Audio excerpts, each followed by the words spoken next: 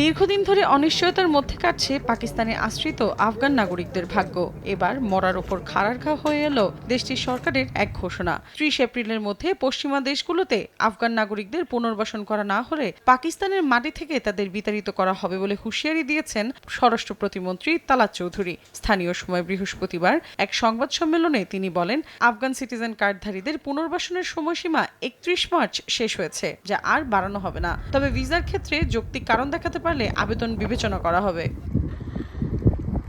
রাজনৈতিক অস্থিরতার কারণে বিগত বছরগুলোতে পাকিস্তানে আশ্রয় নেয় হাজারো আফগান নাগরিক। পাকিস্তানের স্বরাষ্ট্র প্রতিমন্ত্রীর দাবি, আফগান নাগরিকদের মাদক ব্যবসা এবং সন্ত্রাসবাদের সঙ্গে জড়িত থাকার প্রমাণ পাওয়া গেছে। তাই দেশের নিরাপত্তার স্বার্থে তারা বিতাড়িত করার সিদ্ধান্ত নিচ্ছেন। আফগান সিটিজেন কার্ডধারীদের প্রত্যাবাসন নিশ্চিত করতে পাকিস্তানের বিভিন্ন প্রদেশে ট্রানজিট পয়েন্ট স্থাপন করা হয়েছে, যেখানে খাদ্য, আশ্রয়, চিকিৎসা সেবা ও পরিবহন সুবিধা দেয়া হচ্ছে।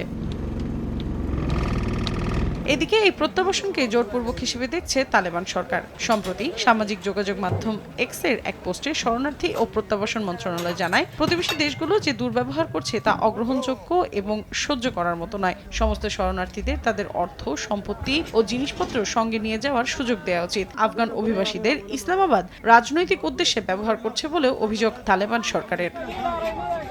মৌসুমী সাথী, সময় সংবাদ।